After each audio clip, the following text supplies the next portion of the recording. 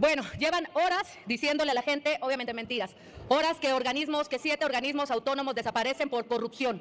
La desaparición de los 7 organismos es gravísima. La Comisión Nacional de Hidrocarburos, la Comisión Reguladora de Energía, Coneval, todos es gravísima. Pero hay una en particular, el INAI, al que desaparecen por corrupción, sí, pero por la de ustedes, por haber descubierto la corrupción de este gobierno. Andrés Manuel llegó hace 6 años. Bien pudo haber desaparecido el INAI si no le parecía. Lo que no le pareció fue lo que descubrieron. Y por eso aquí están los datos. Gracias a Dios los números no mienten. Gracias al INAI, gente que nos ve en cada uno de nuestros distritos y a quienes siempre nos vamos a deber, gracias al INAI se descubrieron los más de 17,000 millones de pesos de fraude en Segalmex. Gracias al INAI se descubrieron los 400 aviadores que tenían en Segalmex.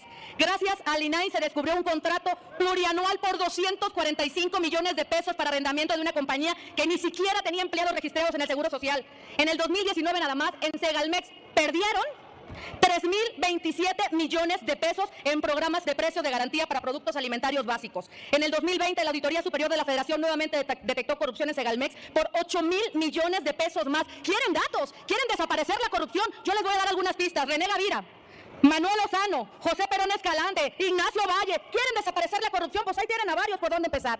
Además, gracias al INAI se descubrieron, pero muchísimas cosas más, como la red de tráfico de influencias de Andy Bobby. ¿Cómo olvidar esa pareja? Andy Bobby y Almícar, y los contratos para surtir medicinas de gobiernos de Morena por casi 500 millones de pesos. Además, las asignaciones amañadas por 2,000 millones de pesos para surtir balastro al Tren Maya, una empresa que no podía ni mandar azulejo, 2,000 millones de pesos.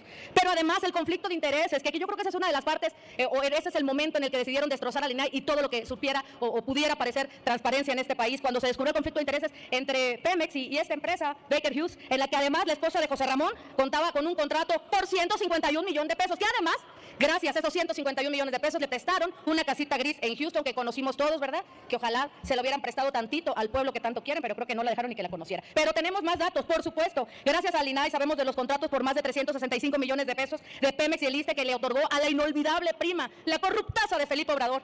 Y otro más, cereza de pastel, de corrupción, que lo que acaban de obligar a hacer al INAI antes de desaparecerlo es inaudito. Manuel Bartlett, uno de los hombres más corruptos, yo creo que de la era moderna. Claro, hoy patriota gracias a que lo ungió Morena, cereza de pastel. Declaración patrimonial reporta 60 millones de pesos y resulta que le descubren propiedades, 25 propiedades, 23 casas y 2 ranchos por 800 millones de pesos. Esas son las propiedades nada más de Manuel Bartlett. Pero aparte, 4 predios en la Riviera Maya que suman 164 hectáreas. Las últimas hectáreas adquiridas ¿por cuánto creen? Por 0 pesos. Días antes de la conclusión del sexenio de Andrés Manuel, la Comisión Federal de Electricidad ordenó clasificar toda la información relacionada con Manuel Bartlett como clasificara. De eso se trata. SEDEN, además, durante el 2021, otorgó un contrato a una empresa de un hijo de Bartlett por más de 66 millones de pesos, a pesar de que la empresa fue inhabilitada por la Secretaría de la Función Pública porque supuestamente surtía materiales de cirugía robótica. No tienen aspirinas en el Seguro Social y tienen cirugía robótica. Aparte de corruptos y de ladrones cínicos, descarados. La Secretaría de la Función Pública determinó, obviamente, que era información falsa, que además había sido y que habían vendido disque ventiladores para la época de la pandemia.